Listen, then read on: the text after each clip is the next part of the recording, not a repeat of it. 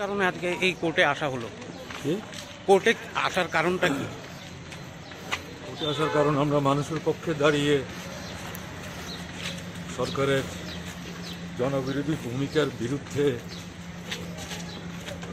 Covid পরিস্থিতিতে এবং অর্থনৈতিক অবস্থার যে সংকটজনক পরিস্থিতি তার বিরুদ্ধে আন্দোলন করতে গেছি। তার জন্য তারা আমাদের বিরুদ্ধে মামলা সাজিয়ে নিয়ে এসছে। কোর্ট আজকে কি বলেছে স্যার? কিছু বলবো না, কোর্ট কিছু বলেনি, আমাদের তো 5 মিনিট মাত্র রাখবে।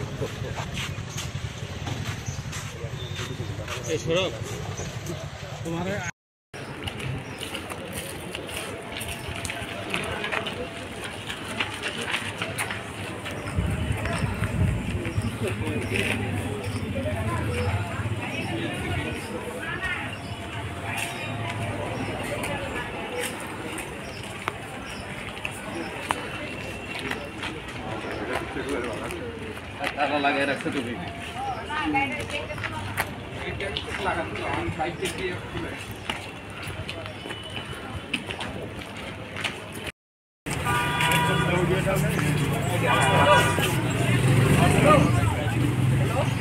গাড়িটা কোন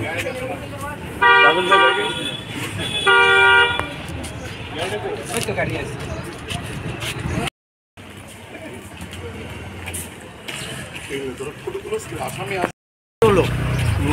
কেন আসতে হলো? আপনারা লিখতে হবে কি কারণে আপনাকে আসতে হলো?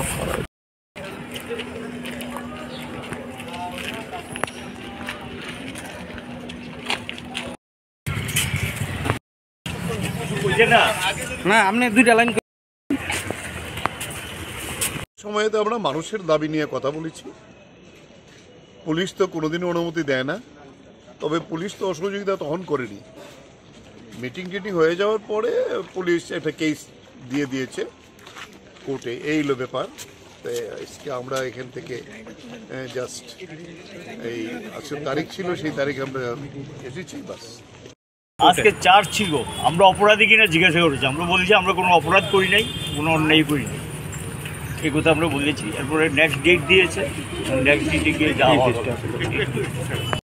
হয়েছিল কোভিডের সময়তে। কোভিডের সময়তে আমরা মানুষের দাবি নিয়ে কথা বলেছি। পুলিশ তো কোনোদিনও অনুমতি দেয় না, তবে পুলিশ তো অসহযোগিতা তখন করেনি। মিটিং টিটিং হয়ে যাওয়ার পরে পুলিশ একটা কেস আপনাদেরকে আনতে হয়েছে, মানে কোর্টে আসতে হয়েছে? আমাদের তো কোর্টে ডাকা হয়েছে। আজকে চার্জ ছিল, আমরা আগেই জামিন হয়েছি, আবার ডেকেছে আজকে।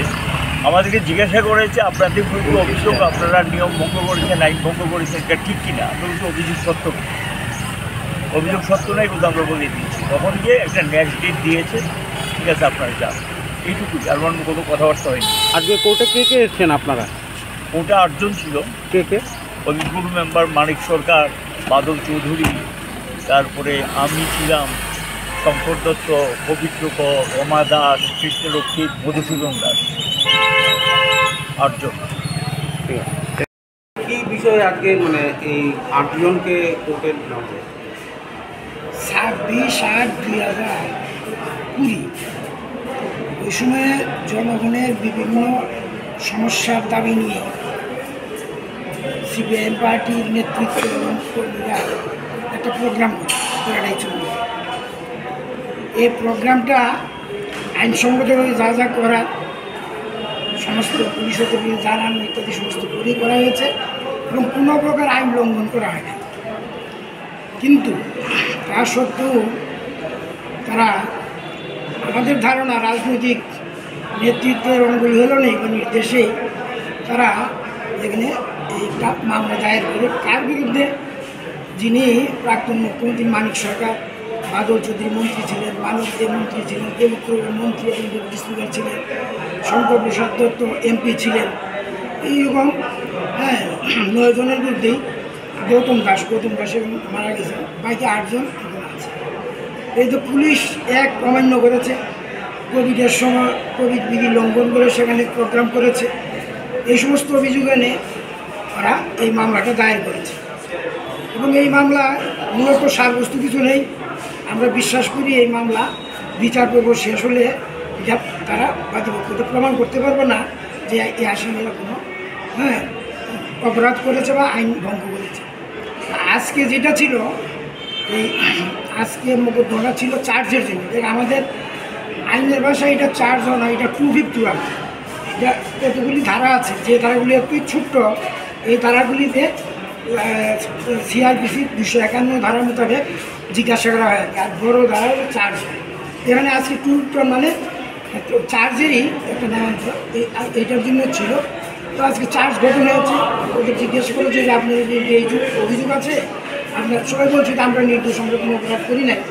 কাজে এখন এটা শোনার পরে এখন আগামী তারিখে সাক্ষীর জন্য নভেম্বর মাসে সাক্ষীর জন্য তারিখ ঠিক হবে, সাক্ষী হবে। এবং সবচেয়ে ঘটনা হচ্ছে এখানে কোনো পাবলিক সাক্ষী নেই। যে কয়েকজন সাক্ষী এখানে দিয়েছে সব পুলিশের লোক, নিজেদেরই লোক, অর্থাৎ পাবলিক সাক্ষী পাবে কোথায়? আইন অমান্য করলে বা আইন লঙ্ঘন করলে তবে তো সাক্ষী পাবে। আমরা মনে করি রাজনৈতিক উদ্দেশ্য প্রণোদিতভাবে ওদেরকে মানে বিরুদ্ধে একটা মিথ্যা মামলা দায়ের করছে এবং মিথ্যা মামলা উঠে তারা প্রমাণ করতে পারবে। এটা আমরা মনে করি। এইটাই ছিল আজকে বিষয়। ঠিক আছে, থ্যাংক ইউ।